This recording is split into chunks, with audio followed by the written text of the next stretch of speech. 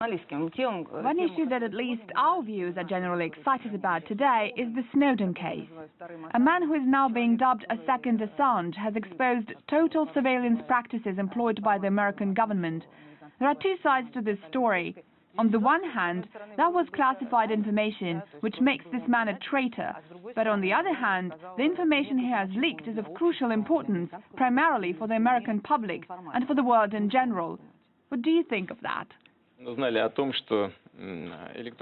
He told us nothing we didn't know before. I think everybody has long been aware that signals intelligence is about surveillance of individuals and organizations. It's becoming a global phenomenon in the context of combating international terrorism, and such methods are generally practicable. The question is how well those security agencies are controlled by the public. I can tell you that, at least in Russia, you can't just go and tap into someone's phone conversation without a warrant issued by court. That's more or less the way a civilized society should go about fighting terrorism with modern-day technology. As long as it's exercised within the boundaries of the law that regulates intelligence activities, it's all right. But if it's unlawful, then that's bad. Mr. Obama said rather gaudily that you cannot have 100% security while maintaining 100% privacy. Yes, you can. I'd like to reiterate, you do have to obtain a warrant for specific policing activities domestically. So why shouldn't this requirement be valid for intelligence agencies as well? It can, and it should. As you probably know, it isn't Snowden or Syria or Turkey that's been top news in Russia this week. It's your divorce everybody has been talking about. Both yourself and Mrs. Lyudmila Putina explained it at length when you spoke to the press after a ballet performance, but a few questions still remain. I wonder about the religious aspect of your divorce, and this is something many people are questioning at the moment.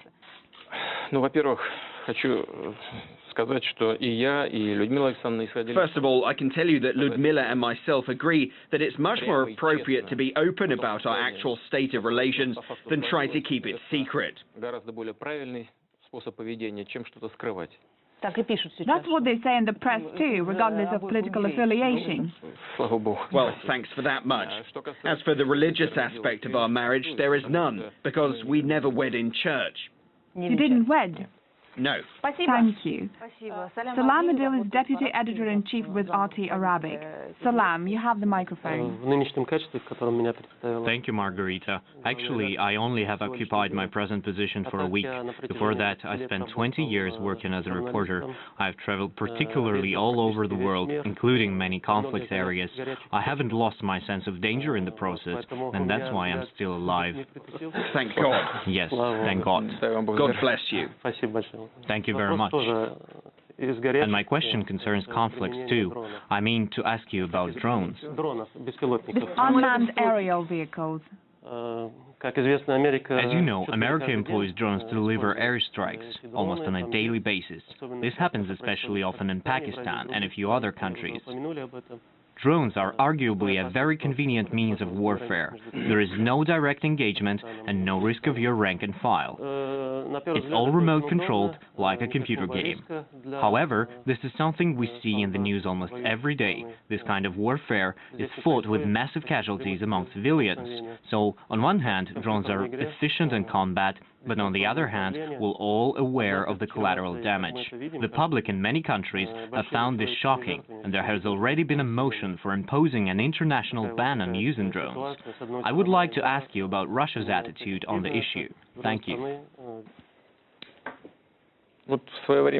Gunpowder was originally invented in China, and no one's managed to keep it from spreading ever since. Then came nuclear arms, and they also started to spread. Modern means of warfare keep evolving, and they always will. I doubt if it's possible to simply ban it all, but you certainly can and should introduce certain rules and exercise control. I'm sure the United States does not target civilians on purpose, and the drone operations you have mentioned are people too, and I think they understand all these things. But you still need to combat terrorism. I know they're currently debating this issue in the United States, And a notion is being advocated increasingly often within the UN framework that you need to put drones under control.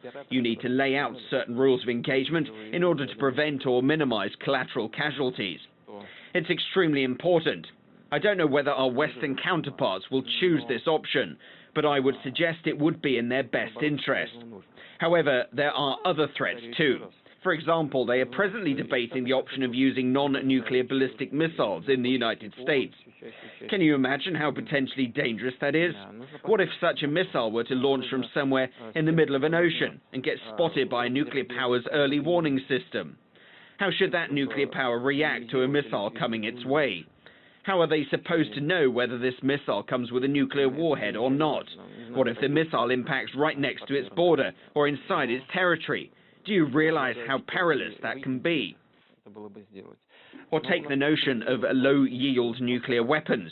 Do you realize how badly that can blur the very boundaries of using nuclear arms, or how low the threshold might sink for authorizing such a strike? Can you imagine the possible implications? Where are the limits for lowering that threshold, and who's setting them? There are many threats in the world of today, and there is only one way to address them efficiently, that is, working together within the boundaries of international law. And now I would like to give the floor to Peter Lavelle, who is the presenter of one of our most popular shows, Crosstalk.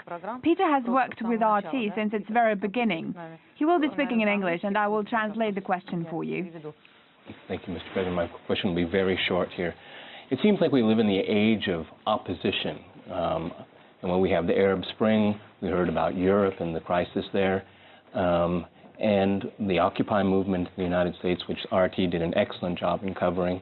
But what about the opposition in Russia? Public opinion polls show it's very small, not much support. What kind of opposition would you like to challenge you, okay? And the role of Mr. Kudrin. Shall I translate it for you? No. Well, opposition can be useful. You just mentioned Occupy Wall Street. At a certain point, we saw the police cracking down on the Occupy Wall Street activists. I won't call the actions of police appropriate or inappropriate. My point is that every opposition movement is good and useful if it acts within law. If they don't like the law, they should use democratic means to change those laws. They should persuade voters to join them. They should get elected into legislatures so that they can have a chance to change the law. This is the way to change things on the ground. If there are people who act outside the law, then the state must use legal means to impose law in the interests of the majority. That's the way it's done in the US, and that's the way it's done in Russia. Truth be told, we're criticized for that, but when the same thing happens in the US, it's considered to be normal. Never mind that it is double standards, we have got accustomed to this and pay little attention to it. When it happens in the US, RT grills America. You do the right thing. Everyone must be treated in the same fashion because these two situations are identical. The only difference is that our diplomatic missions don't actively cooperate with Occupy Wall Street, and your diplomatic missions work together and directly support Russian opposition. I think this is wrong because diplomatic missions must forge ties between states and not meddle in their domestic politics.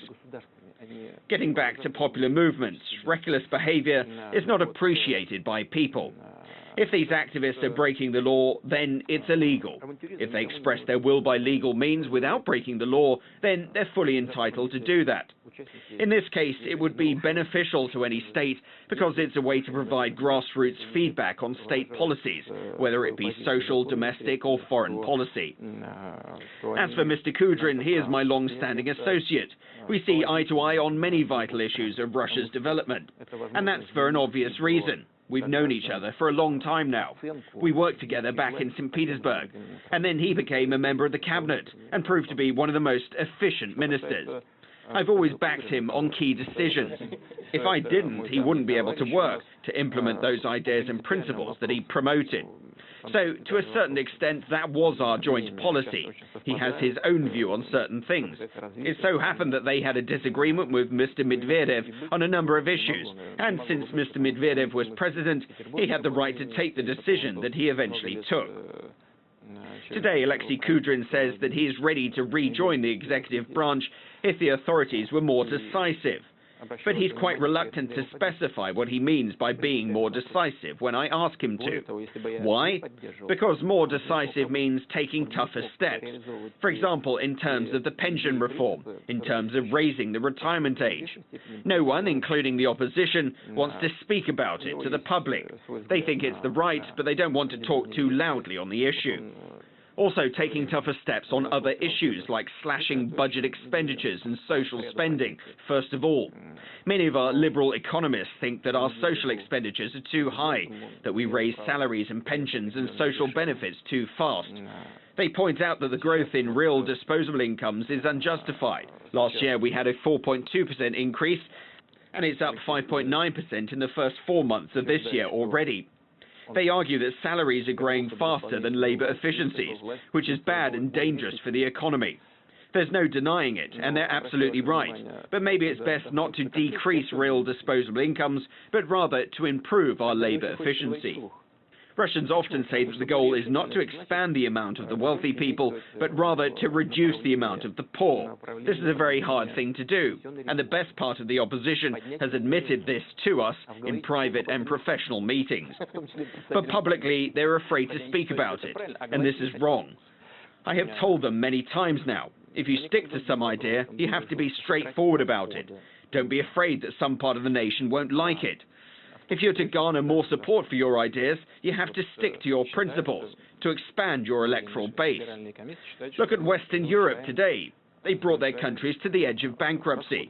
But whenever they talk of lower salaries, people are up in arms. So it would have made more sense to increase your social spending and debt more gradually. Also, it would have been great for the authorities if there had been someone who could have told them about it.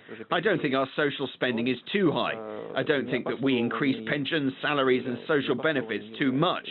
But generally, Mr. Kudrin and other people like him have a point to make, and we need to listen to them. It's very useful.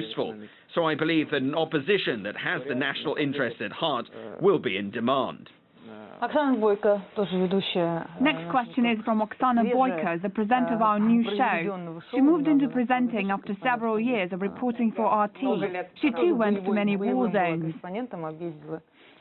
Мне, собственно, хотелось задать вопрос, наверное, в продолжении вашего предыдущего ответа. My question is a follow-up to your previous reply concerning principles and a principled position.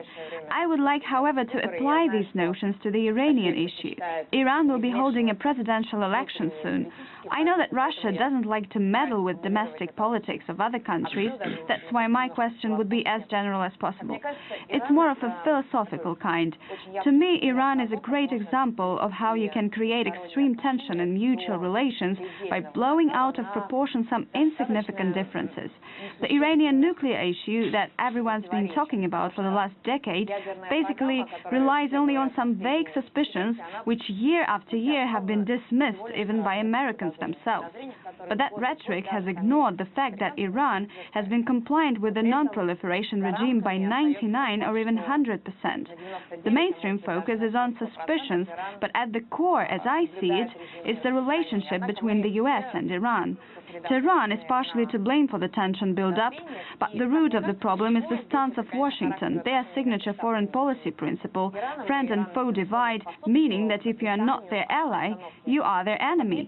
And it seems that the level of tolerance to dissent is quite low, and when it drops too much, we see threats of war based on groundless suspicions, as is the case with Iran, or assistance to war, as is the case with Syria. Russia has a good record of avoiding tension in relations with other countries. Your public statements indicate that you know the cost of enmity, or rather open confrontation. However, I believe that Russia and the US have ideological, fundamental differences on the use of force in particular that no private meetings can resolve. It all stems from the national idea of the US. They believe they have a higher responsibility, which is actually just a bigger right. So where is the line for you between avoiding an all-out confrontation that could have an impact on Russian security and maintaining our principled position, which could too be critical to our security? I didn't quite get. Was it a punch at the US or Iran? She's our tough guy.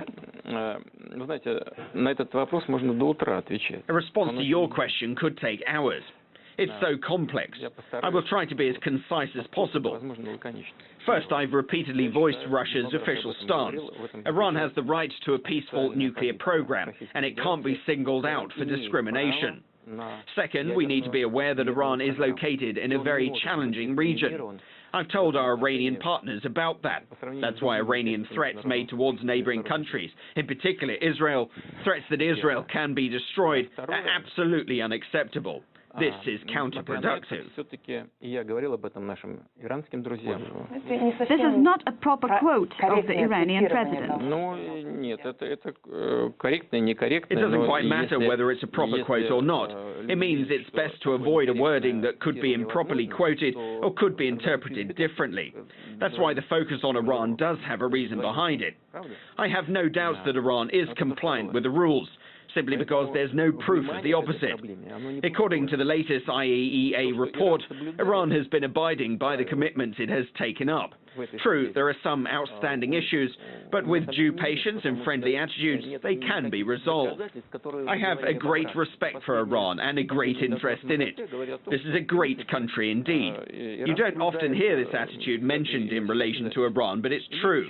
This is a country with a great culture, a great history, and is a great nation. They're very proud of their country. They have their own understanding of their place, both in the region and in the world, and that's something you have to respect. You've grasped the core of the problem. Iranians are very smart and cunning politicians, and to a certain degree they have exploited this confrontation with the United States. They are not the only ones. They're extremely crafty in this, and they do it to tackle their domestic political issues. When there's an external enemy, it united the nation. But I guess the United States have been employing the same technique. After the collapse of the Soviet Union, there have been no external threats that would allow Washington to dominate the West. There must be a threat so that the US can protect their allies from it. This position yields political and economic benefits. If everyone relies on one country for protection, then this country is entitled to some preferential treatment. So it's very important to possess this status of a global defender, to be able to resolve issues even beyond the realm of foreign policy and security issues. I think the US has been using Iran for this very purpose, that it is to unite their allies in the shadow of a real or false threat. It's quite a complicated issue, but it's not an issue for Russia. We've been complying with our international commitments, including on Iran's peaceful nuclear program. As you know, Russia built the Bushehr power plant in Iran. We've completed this project and are prepared for further cooperation. Yet when we proposed to enrich uranium on Russian territory, our Iranian partners refused for reasons unknown to us. They argue that they will enrich uranium on their own, in line with existing international regulations. And as I said earlier, if they don't break any rules, they're fully entitled to do that. We will endorse this right, but we will also remain aware of the concerns that other states and the international community has concerning full compliance with these rules. Can I clarify something? The thing is, I was asking you not only about the US-Iranian relations, but also about the US-Russian relations. Would you agree that we have fundamental ideological differences on key issues of international law? So right on the eve of my meeting with Barack Obama, you're pushing me to make some serious statements. It's a very important issue. If the country thinks it has more rights than others... I thought you wouldn't notice my deviation, but you did. Indeed, you are very persistent. To date, we don't have any significant ideological differences, but we have fundamental cultural differences. Individualism lies at the core of the American identity, while Russia has been a country of collectivism.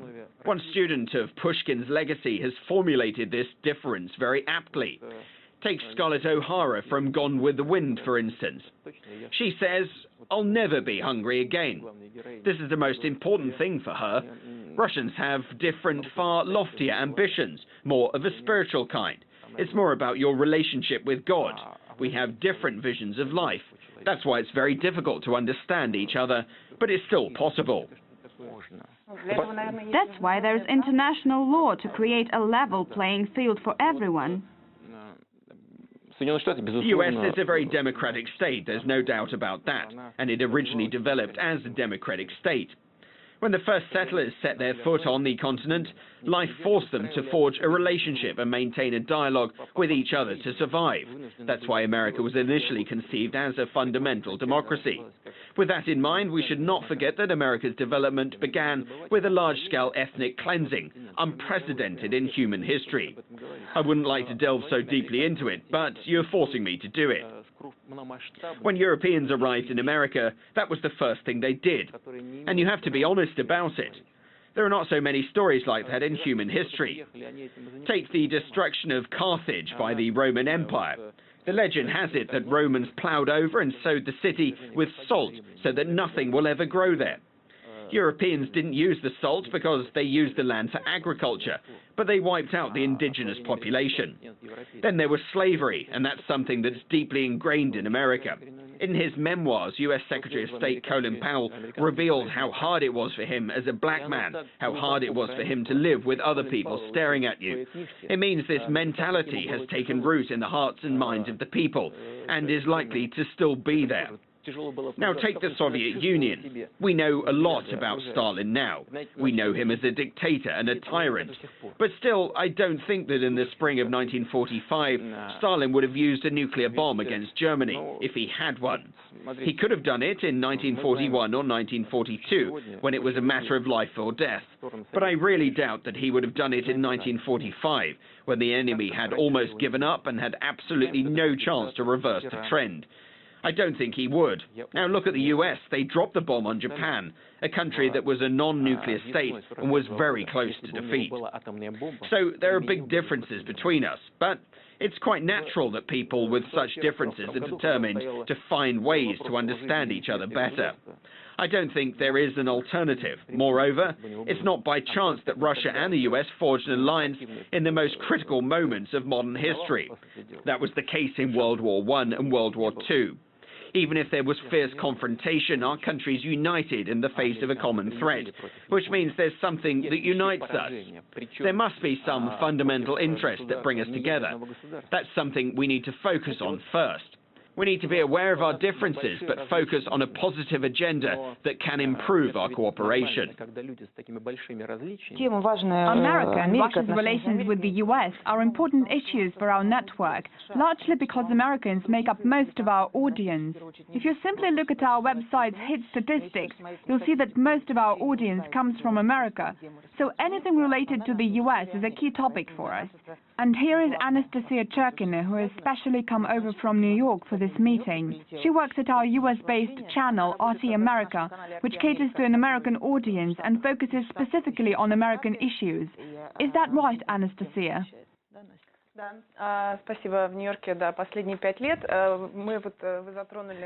Yes, thank you. I've lived in New York for the past 5 years. You have mentioned the fundamental differences as well as the common features that Russia shares with the United States. I would like to go back to our diplomatic relations and the present issues of international law. When I meet American politicians and Russia experts these days, I often hear them acknowledge off record that the Magnitsky Act has effectively come to replace the Jackson-Vanik Amendment, which demonstrates the same outdated approach towards Russia. As we know, when Barack Obama met with Mr. Medvedev during the summit in Seoul last year, he made some hints, saying he would have more flexibility after re-election. I see you guys just don't get off their backs, do you? This is the last question, I promise. It always happens. Obama hinted that it would be easier for him to cooperate with Russia. However, that is not what we're seeing today. We've already touched upon many of our remaining issues with the U.S. Why do you think the reset has not worked? And can it ever take place in the first place as an equal, reciprocal process? Or is it that Russia is always expected to sacrifice its national interest? Any state pursues its national interests, and the US is no exception. What's unique here is that the collapse of the Soviet Union left America as the world's single leader. But there was a catch associated with it, in that it began to view itself as an empire. But an empire is not only about foreign policy, it's also about domestic policies. An empire cannot afford to display weakness, and any attempt to strike an agreement on equitable terms is often seen domestically as weakness. But the leadership cannot afford to display weakness due to domestic policy considerations. I think that the current administration realizes that it cannot solve the world's major issues on its own. But first, they still want to do it, and second, they can only take steps that are fit for an empire. Domestic policy considerations play a huge role. Otherwise, you would be accused of weakness. In order to act otherwise, you either have to win overwhelming support, or there must be a chance in mentality. When people will understand that it's much more beneficial to look for compromises than to impose your will on everyone. But it certainly takes time to change those patterns of thinking in any country. In this case, it's the US. First and foremost, this change should take place in the minds of the ruling elite, in the broad sense of this phrase. I don't think that it's impossible. I think we've almost come to that point. I very much hope we'll reach it soon. Спасибо, Владимир Thank you, Владимирович. Mr. Putin. Мы сейчас обсуждали, это, собственно, главный